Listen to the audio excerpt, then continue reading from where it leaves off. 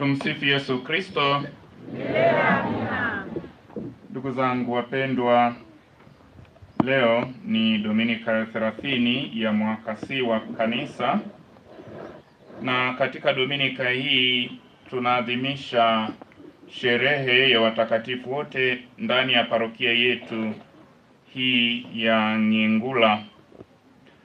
Na kama mnavyoona, kama ingalikuwa tumeadhimisha liturujia ile ya mwaka, basi kama nilivyosema ingekuwa ni Dominika ile ya mwaka, Dominika ya 30 ya mwaka C.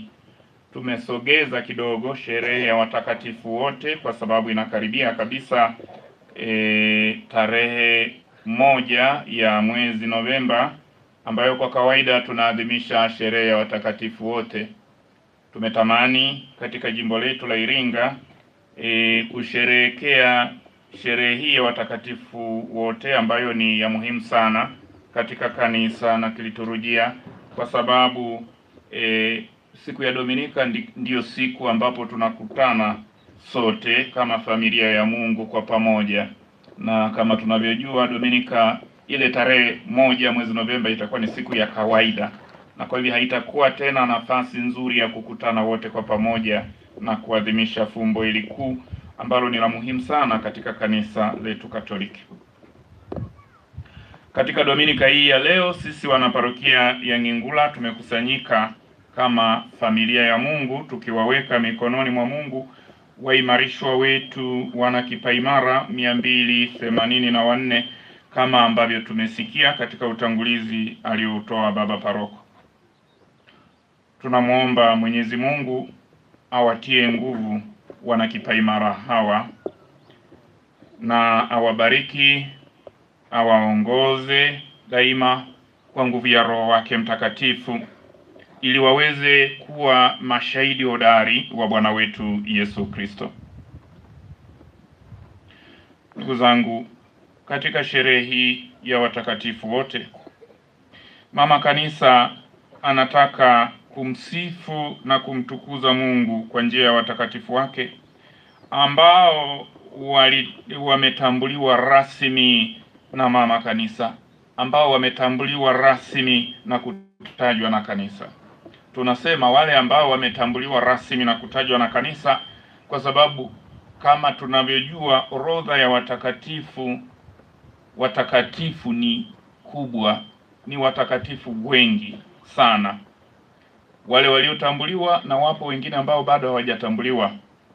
Wapo wengine wapo katika ngazi za mtumishi wa Mungu, lakini wengine hata ngazi ya mtumishi wa Mungu bado, kwa sababu mnajua ili kumtaja mtakatifu hatua zipo kadhaa. Kwanza, hatua ya kwanza kabisa anatajwa kuwa mtumishi wa Mungu. Kwa mfano, katika nchi yetu ya Tanzania tunao watumishi wa Mungu. Nadhani tunawakumbuka. Nani mtumishi wa Mungu katika Tanzania? Mwalimu Nyerere ni mtumishi wa Mungu. Yupo katika hatua ya kwanza ya kutajwa kuwa mtakatifu. Lakini katika jimbo letu la Iringa tuna mtumishi wa Mungu. Nani? Karielo. Sawa sawa? Jimbo la Iringa, Karielo, yule aliyekuwa alifanya kazi katika jimbo letu la Iringa na alishika jimbo kwa wakati ule. Karielo ambaye ndiye aliyeanzisha shirika la masista wa mishonari wa Mtakatifu Teresa wa Mtoto Yesu. Ni mtumishi wa Mungu. Hatua inayofuata ingelikuwa sasa, baada ya mtumishi wa Mungu, hatua inayofuata ni kuwa mwenye heri.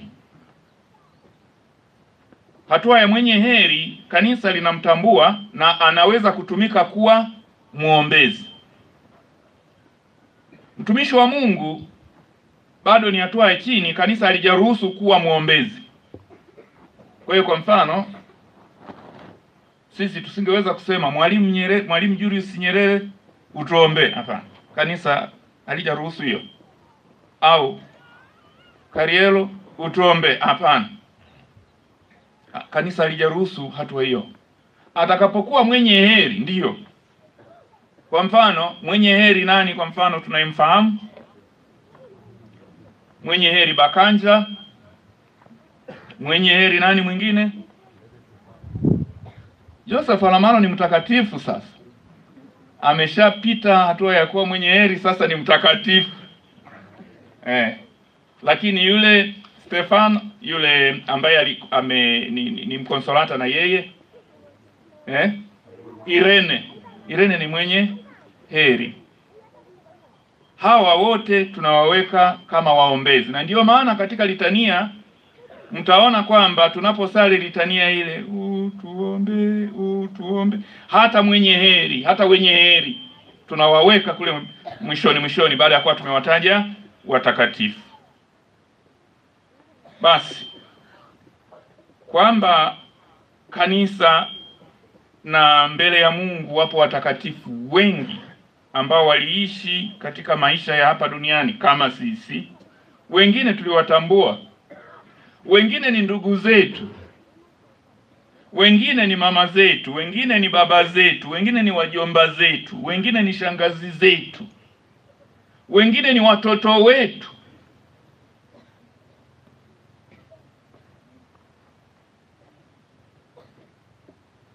Mara nyingine huwa naweza nikasema jambo ambalo ni gumu kidogo na hatupendi kulisikia. Kwa mfano, mama aliyetoa mimba, kwa mfano, yule mtoto ni mtakatifu. Ni mtakatifu, yupo kwa Mungu. Na ndiyo maana mama ambaye basi anaweza kuwa alifanya jambo hilo kwa sababu mbalimbali ambazo Mungu mwenyewe anajua, tunamuombea. Lakini hata amuombe mtakatifu, aseme mwanangu mtakatifu, amuombe, kwa sababu yupo kwa Mungu. Mtoto hana kosa, na kanisa linatambua hiyo. Hawezi kutajwa jina, lakini yupo kwa Mungu. Kwa hiyo watakatifu ni wengi, na ndio maana anasema wapo waliotambuliwa rasmi na kanisa, lakini wapo ambao hawajatambuliwa na kanisa na wala kanisa aliyowataja, lakini Mungu anajua. Na ndio maana tunaadhimisha sherehe ya watakatifu wote kabisa, wote ambao wapo kwa Mungu, na Mungu tu anajua. Na kwa sababu maisha yetu ya hapa duniani, safari yetu ni kuelekea wapi? Kwa Mungu. Wana Kipaimara, safari yetu ya maisha ni kuelekea wapi? Kwa Mungu. Hapa duniani ni mahali pa kukesha tu. Tunapita. Leo tupo, kesho hatupo. Uzima wetu, hai wetu upo mikononi mwa Mungu. Anayejua ni Mungu tu. Ndiye ambaye anatuwekea ukomo wa maisha ya hapa duniani. Ni Mungu, hakuna mwingine. Hakuna mwanadamu ambaye ataweza kuweka ukomo wa mwanadamu mwingine. Hakuna. Hata kama wapo watu wanaoua wengine, lakini kimsingi wewe unayeua unafanya jambo ambalo kwa wote binadamu mwisho wake ni kifo, si ndio? Kwa hapa duniani. Sasa wewe unapomuua mwenzako, maana yake nini? Maana yake unataka kuingia katika mpango ambao upo tayari alivyouweka Mungu, na wewe unakatisha maisha ya mwenzako. Alafu na wewe je? Sababu ya kukatisha uhai wa mwenzako ili afariki dunia, asiwepo katika ulimwengu, na wewe utaishi mpaka lini? Utaishi miaka mingapi? 100? Zaburi inatuambia maisha yetu ya hapa duniani ni miaka 70, yani 70 kama katika umri 70, lakini tukiwa wenye afya miaka mingapi? 80. Nayo ni taabu na mahangaiko tu. Sasa wewe unakatisha uhai wa mwenzio, alafu na wewe utakufa, sio? Au utaishi milele? Kuna mwanadamu ambaye ataishi milele hapa duniani? Hayupo hata mmoja. Na Mungu akitaka, hata baada ya dakika moja uhai wako unaweza kutoweka. Kwa hivi kufanya jambo la namna hiyo, kukatisha uhai wa mwingine, sio kazi na mamlaka ya mwanadamu. Sio, ni kosa kubwa, kwa sababu ni kuingilia pia mpango wa Mungu wa uumbaji na mpango wa Mungu wa uhai wa mwanadamu wake yeye mwenyewe na uhai wa mwingine. Kwa hivi tunaadhimisha sherehe ya watakatifu wote ambao ni wengi, na kama tulivyosikia katika somo la kwanza la kitabu cha Ufunuo sura ya 7 aya ya 9, kama alivyotusomea mtoto wetu mwana kipaimara, kwamba baada ya hayo nikaona na tazama mkutano mkubwa sana, ambao hapana mtu awezaye kuhesabu, watu wa kila taifa na kabila na jamaa na lugha, wamesimama mbele ya kile kiti cha enzi na mbele za mwana kondoo. Wamevikwa mavazi meupe, wana matawi ya mitende mikononi mwao. Kwa hiyo watakatifu wapo wengi kwa Mungu, wengi wapo mbinguni. Pamoja nao ni kundi lote la wabatizwa, si kadiri ya matendo yao, bali ni kadiri ya neema, kuhesabiwa haki na imani inayowafanya kuwa watakatifu, na hivyo wanaonywa kuishi istahilivyo watakatifu.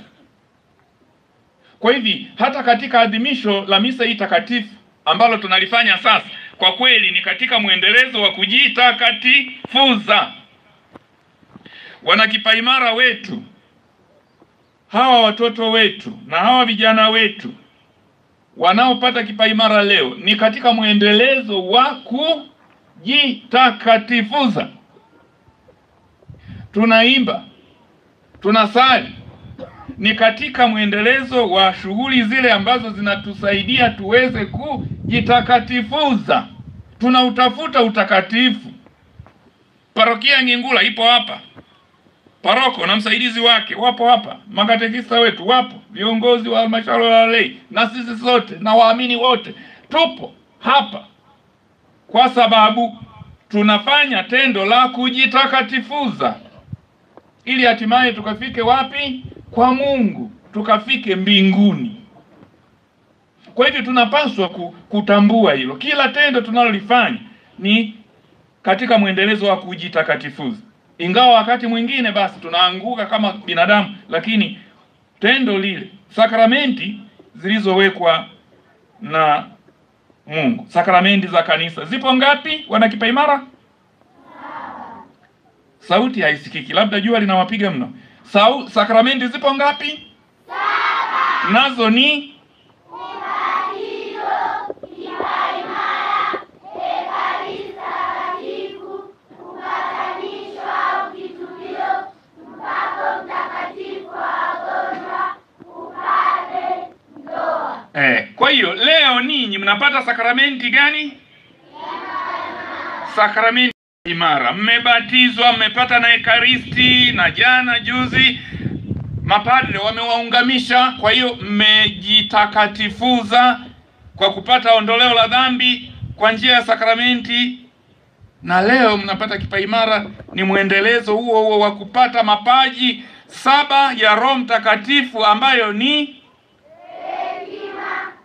akili, shauri, nguvu, elimu, ibada na uchaji wa Mungu. Ndiyo. Kwa hiyo hayo mapaji sasa yanawasaidia ili mpate neema na baraka za Mungu, kwa sababu kama mnavyojua tunapata neema za Mungu kwa njia 2 tu, nazo ni ya kwanza kwa njia ya sala, na pili ni kwa njia ya sakramenti. Kwa hiyo hizi sakramenti tunapata neema na baraka ya Mungu. Mungu anatubariki, Mungu anatutia nguvu ili tuweze kuishi vizuri, ili katika safari ya maisha yetu tukafike kwake. Na pale tunapoanguka tunapata sakramenti ya kitubio, kwa sababu tunarudi tena kwake na kumuomba nguvu yake. Yeye mwenyewe anatuongoza kama mtoto ambaye anamshikilia mtoto anayetembea, kama mama anavyomshikilia mtoto ambaye anaanza kutembea ili asianguke, afike na awe salama. Basi ndivyo hivyo ambavyo Mwenyezi Mungu anatuongoza. Ndugu zangu, utakatifu ni jambo ambalo linapaswa kupaliliwa kila kukicha na kamwe halitoshi kuwa Mkristo na muamini kuanza kukaa na kufikiri kwamba anaweza kupata utakatifu, bali ni lazima jitahidi kushiriki katika ujenzi wa ufalme wa Mungu. Ni wajibu wa kila Mkristo kuutafuta utakatifu. Pendo la Baba limetufanya wana wa Mungu. Kwa pendo la Baba tumefanyika waamini wa kanisa kubwa, yani Yerusalemu ya mbinguni, aliye mama yetu. Kwa pendo la Baba tumekuwa ndugu, kaka na dada katika ukoo bora, raia katika ufalme wa mbinguni. Ni kwa pendo la Baba tumekuwa wanafunzi katika chuo ambacho ni kisifika sana. Kwa njia ya pendo hilo la Baba sote tunakuwa wateule wake. Tumejumuishwa kati ya umati ule mkubwa usiohesabika, kadiri tulivyosikia katika somo hilo la kitabu cha Ufunuo. Ndugu zangu, tunaadhimisha upendo wa Mungu ambao Mwenyezi Mungu anatushirikisha sisi wanadamu pasipo mastahili yetu.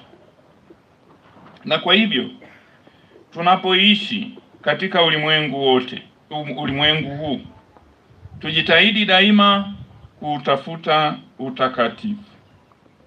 Daima tujitahidi kutafuta utakatifu. Katika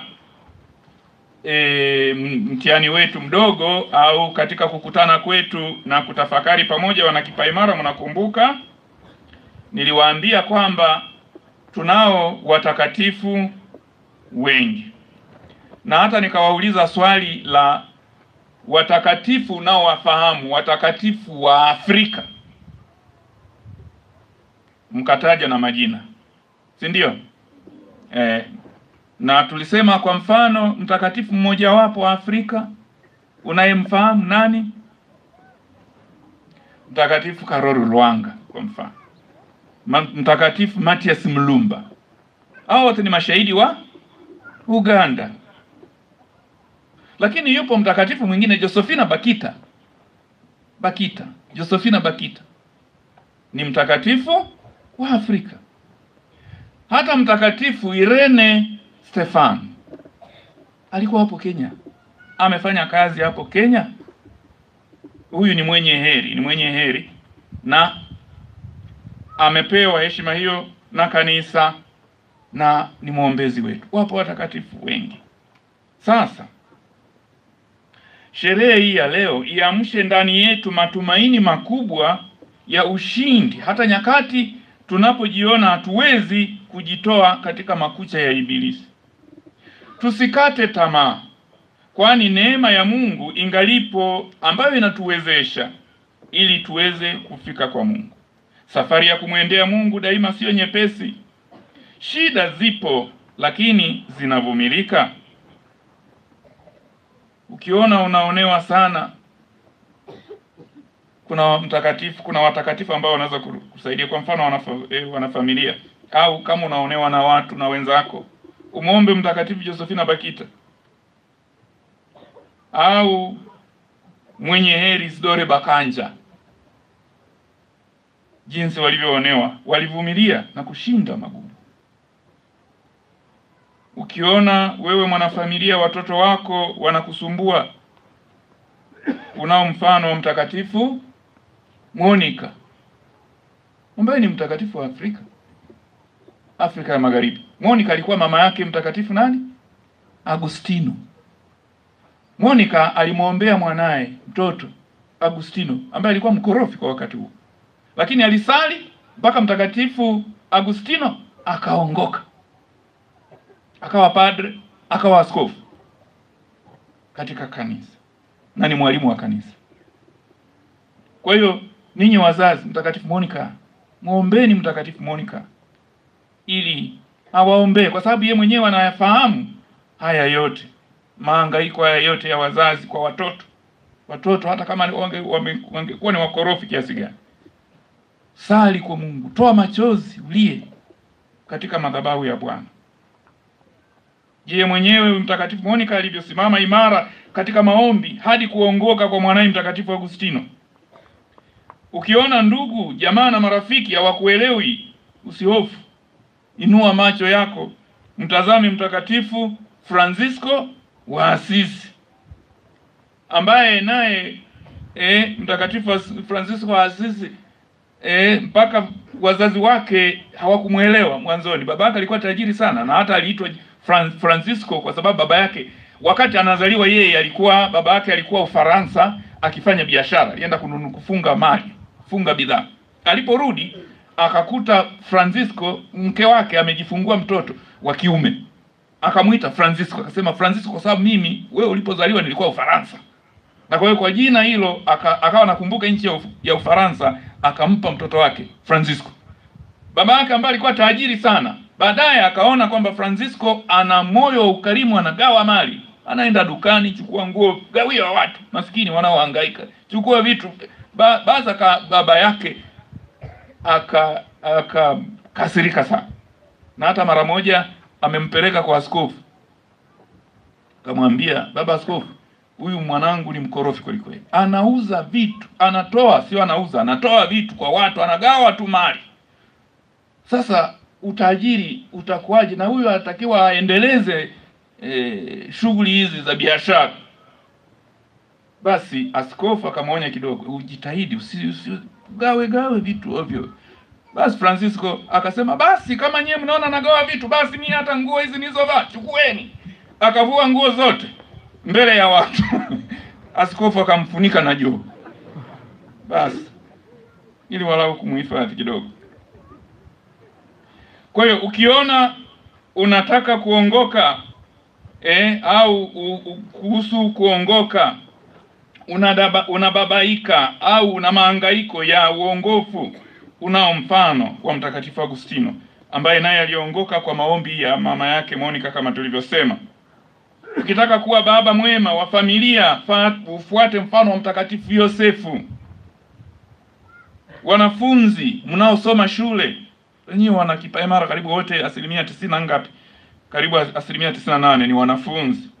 Muombeni Mtakatifu Thomas wa Aquino awaombee katika majifunzo yenu, katika masomo yenu. Maana huyu alikuwa mwanazuoni mwenye maarifa katika utambuzi. Na wapo na watakatifu wengi. Katika mapambano ya kiroho tunaye Mtakatifu Mikaeli Mkuu, ambaye ni kati ya malaika wakuu. Malaika wakuu tunao wangapi malaika wakuu? Majina yao?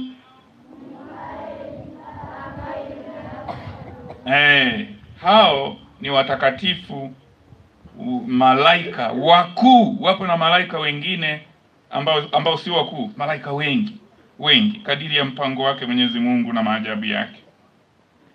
Kwa mambo yaliyoshindikana tumuombe Mtakatifu Rita wa Kashia, muombezi wa mambo yaliyoshindikana, mambo magumu na kadhalika. Ndugu zangu, tunapoadhimisha misa hii takatifu kwa heshima ya watakatifu wote, tuwaweke mikononi mwa Mungu wanakipaimara wetu hawa, ili sakramenti hii na mapaji ya Roho Mtakatifu wanayoyapata yawasaidie kujifunza. Bado wadogo kama mnavyoona hivyo, wanahitaji bado mwongozo. Na hata katika majaribio yetu tumeona sio kwamba wanafaulu sana, bado mambo mengi wanahitaji kuendelea kujifunza. Na kwa hiyo tuwasaidie. Makatekista, endeleeni kuwashikilia watoto wao, endeleeni kuwafundisha, katika maana ya kwamba tuna vipindi vya dini shuleni, lakini pia hata wakati mwingine tuendelee kuwashikilia wasipotee, kwa sababu kuna wengine wakishapata kipaimara wanadhani wamemaliza kazi na wanadhani sasa basi wamekamilika. Huwaoni kwenye jumuiya, huwaoni kanisani, na shuleni hatuwaoni kwenye vipindi vya dini, hawafanye kazi za kanisa. Sasa hivi tuwashikilie vizuri, kutoka kwenye jumuiya, kigangoni na kanisani, waonekane sasa kuwa wanawajibika katika shughuli zote. Mmefanya vizuri hata katika kutangaza neno la Mungu hapa, kwamba somo la kwanza na somo la pili wamesoma wenyewe. Hii ni alama ya kuwapa majukumu, wapate kazi za kufanya, shughuli za kanisa, na muone fahari kwamba sasa mpo ndani ya kanisa. Roho Mtakatifu amewatia nguvu, na sasa muwe wa Kristo hodari, watendaji ambao mnaonekana katika ushuhuda wa maisha ya Kikristo katika kanisa. Wautafute utakatifu ambao ndiyo kiini cha maisha yetu ya kiroho na maisha yetu ya Kikristo.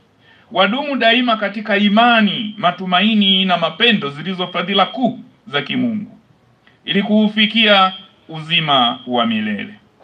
Wazae matunda ya Roho Mtakatifu ambayo ni upendo, furaha, amani, uvumilivu, utu wema, fadhili, uadili, uaminifu, upole na kiasi.